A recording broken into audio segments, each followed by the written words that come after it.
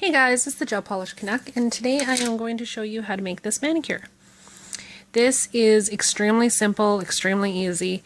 It does not require you guys taping any of this off so that you can get these edges. I think I learned this technique through Cute Polish on one of her videos a while back. I can't remember, but I'll have to double check her page and find out. So, I was hoping to do this whole video so I could show you guys step by step. However, my house was a little too busy, and you know how men are. As soon as I decide to do something interesting, they want to do home reno projects. So that's what I ended up doing yesterday. So basically what you're going to need is, for this one I used, what did I use? I used Do I Look Buff. It's from the Gelish Fall 2014 collection. And you also need Berry Merry Holidays, which is from the Gelish Holiday 2014 collection. Okay, but you can use any colors that you want. And for the stamping, I used Mundo de Uñas, her gold stamping polish. Stamper, this one here I used a square. You can use a round if you want. I just purchased this from Mundo de Uñas, so I was giving it a try to see how it was. And you're also going to need a stamping plate of your choice. This one here I used Bundle Monster 312, and I used this image right here. But you can use any image that you want. Okay, so what you want to start doing is, after you're done your prep, do your base coat. I dry brush mine with the Gelish system. I find that it gives a smoother surface. I never used to, but now I do. You're going to take your Do I Look Buff, and you're going to do full coats, cuticle to free edge, on this finger, and your pinky finger.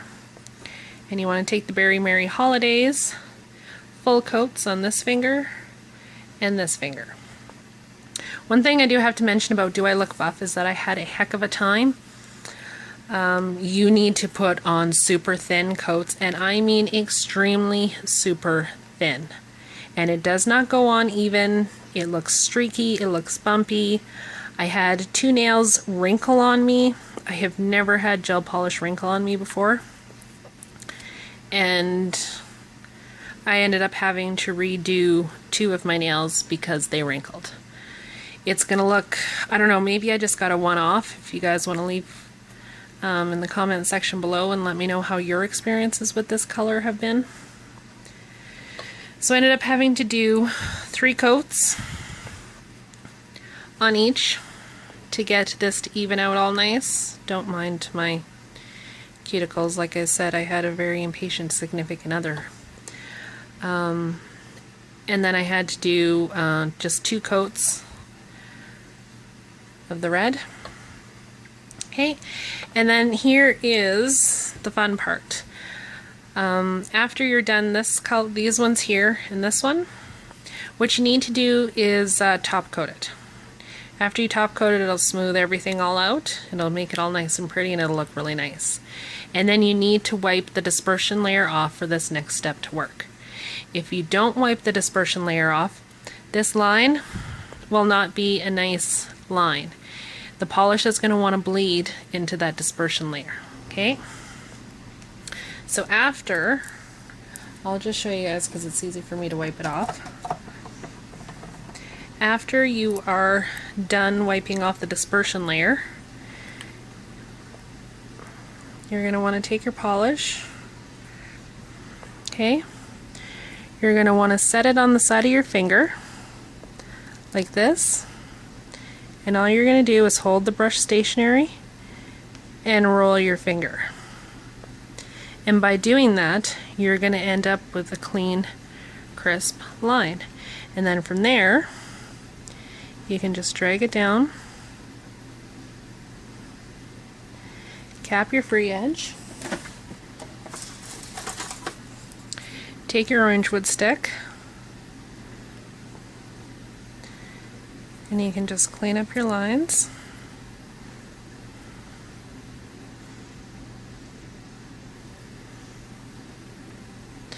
Around your finger,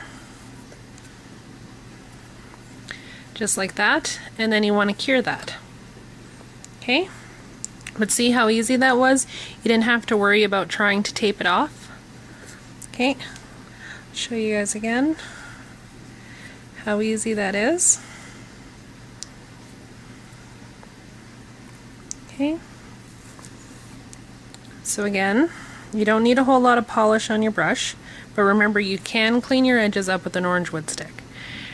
Place your finger on the table, set your brush down, determine your angle, and rotate your finger and leave the brush stationary, just like that. And you'll have a nice crisp line. And I can even bring it down to show you. Wipe that off. Okay. I'll even do it way low, just to show you that it actually does come out clean.